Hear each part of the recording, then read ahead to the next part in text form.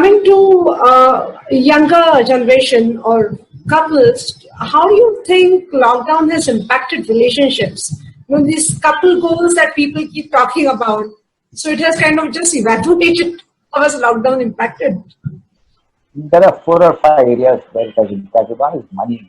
So people who have had loss of jobs or, or cuts in salaries have really been affected because their immediate goals of buying a house or paying EMIs for the house or sending their money to the parents, getting their sisters married, etc. has been stuck. That's number one. Number two is that the first month was honeymoon time and they both saw each other all the time. But the second month they said too much familiarity breeds contempt, they say in English, and they did not want to see each other, and there was a lot of irritability and anger.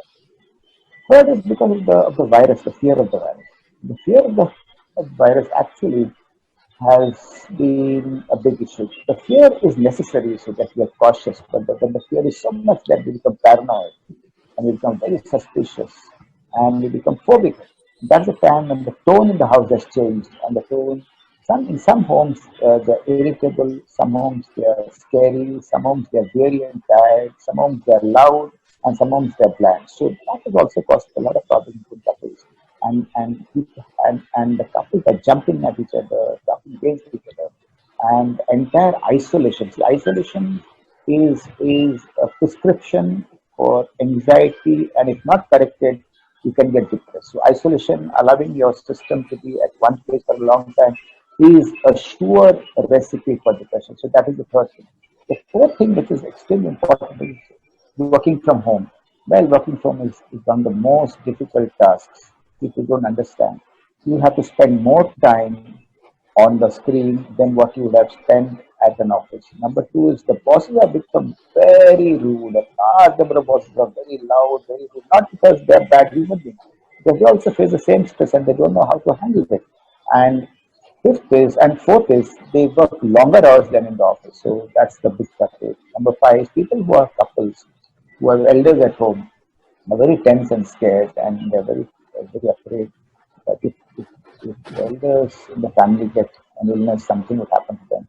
At the same time, when the elders are at home and isolated and not out, and they're not able to meet their own friends, that has caused a lot of agony among them. So they also react in a different way.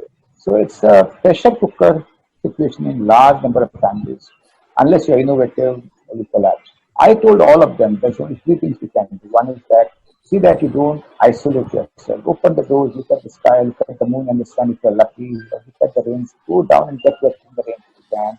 Walk a short distance. See that you take turns in buying groceries so that people can go out and buy groceries. And remember one thing, I have told this all the time, the punch amrut is very important during lockdown.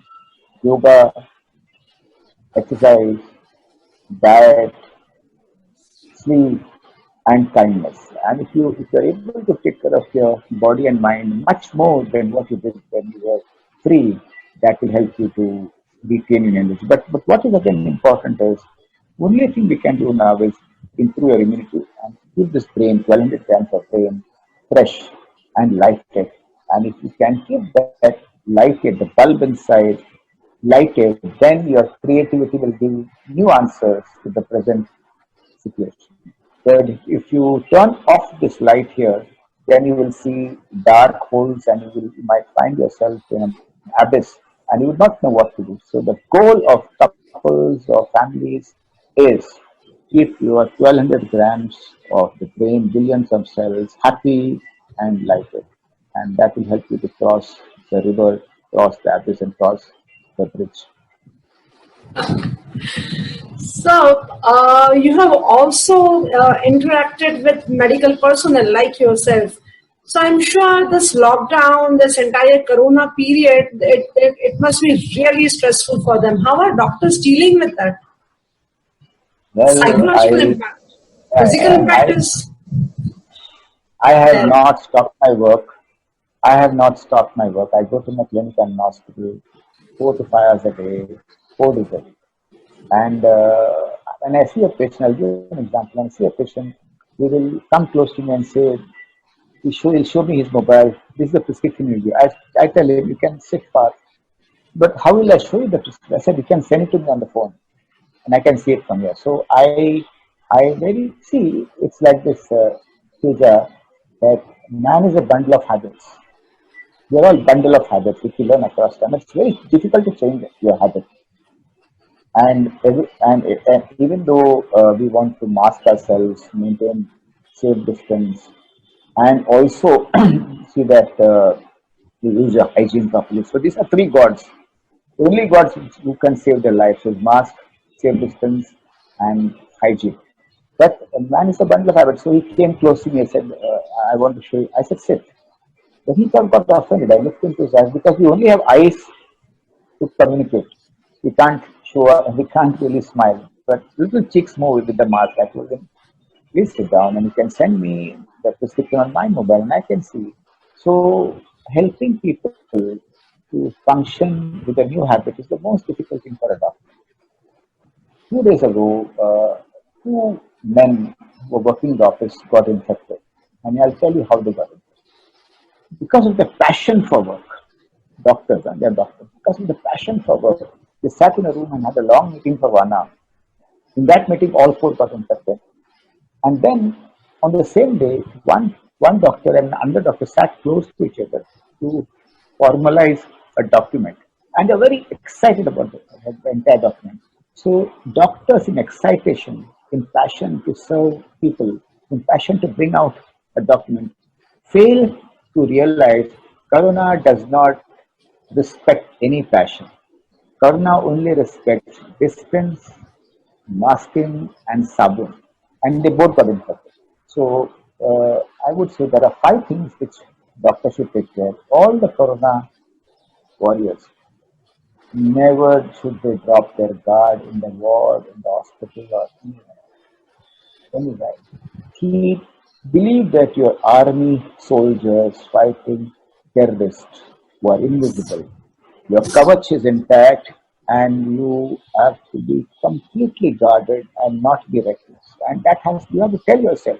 I tell them, you tell yourself CM, CSCD. C, Corona mask, S, Corona sanitization, D, Corona distance. Secondly, I have been working, so I am very strict about this thing, but that causes a lot of anxiety. Anxiety is, will I take the virus home to my elders in the family? Number two, if something happens to me, who will take care of me? So there are three fears which we all have, and we have more fears than you guys. One is fear of illness, second is fear of death, and third is fear of uncertainty. मला काय झालं तर काय होईल पुढे मुझे कुछ हो गया तो क्या होगा and these are the fears which we battle and the best way to handle these fears is doctors should share this with each other on a day-to-day basis. They can't share this with the spouse with each other. They will not understand. So they debrief and share their values. Number two, doctors should support each other uh, irrespective of what your relations are. I still remember that when I take these debriefing sessions for Corona warriors, one group said we are now very close to each other, but earlier the orthopedic RMO and the surgical RMO we did not know each other. So in a common war, we have to be together. Lastly, India was united when there was a cricket match, when there was a war. But today, India and the Corona doctors have united when they're fighting against the virus. And I'll appeal to every listener that be kind to doctors. It's tough. It's very, very tough. More than 400 doctors have died in the country. And please understand that I a think so. smile. You're doing a fantastic job as a doctor, I all think the entire I, medical community for that matter. I think that a smile, a thank you. I'll Um, still talk to you. I'll still speak to you though you are a Corona warrior and live in the building. I will not avoid you. I will not marginalize you. Are things we expect from the people. Sir, in all this negativity that is around during Corona, lockdown, social, political problems, everything that is happening, what do you think? If everything has negative and positive aspects, so what do you think is the positive outcome of this entire thing? There must be something that is positive. Of course, of course, of course, of course. First is Tejaswini, what is very important is every disaster is an opportunity. Never waste a disaster. there is accelerated learning in every disaster. So one thing is there are billions of stories, trillions of stories of resilience and coping inside families. And those who have seen this as an opportunity and not as bad luck or fate, they have actually built volumes of resilience. And these stories are going to be shared across generations. 50 years from now, somebody will say, my grandfather was there when I was a little child and we heard something known as corona, and they will share how the family responded to the entire crisis. That is number one. So, stories of resilience. Number two, suddenly people have had existential questions and existential understanding of life. काय को झगड़ने का, let us understand that, let us be kinder, let us be more compassionate. People tell me that will all go away once the virus goes. I tell them partly yes. After a funeral, one gets virag and one starts thinking, but the next day they change. But this is going to last for a long time. People who have not talked to each other for generations, families which have not talked to each other for generations have started talking to each other. That's the second most important.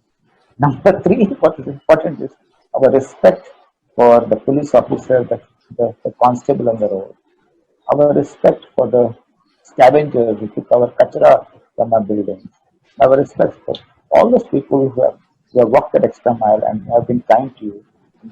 In short, the humane understanding of people would be much better. Number four, internationally, Corona has forced countries to cooperate and collaborate across time because it can't be won by one country. One country cannot produce all the vaccines and all the materials required to fight corona. They had to get HCQ from India.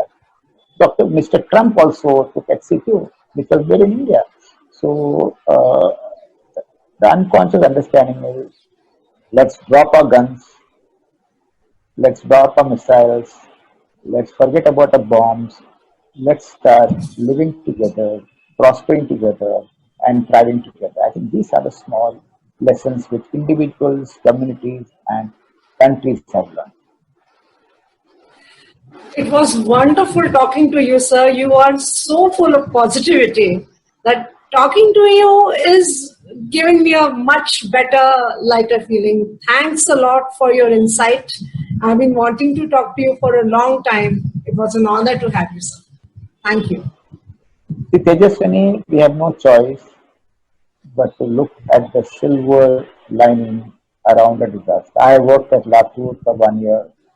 I worked at Kandla for 1 year. I worked at the riot affected Gujarat at Anand Kheda district for 6 months. And those who have worked in a disaster, they grow much faster, they evolve much faster. They understand the human race in its best form as the God or the cosmos has created. Thank you, Tejaswini, for taking your time out. I'm honored to be on your show. Thanks a lot for all the good work you are doing and helping people to understand how to cope with the virus and all mental health issues. You are a mental health ambassador and you are a mental health soldier. Thank you.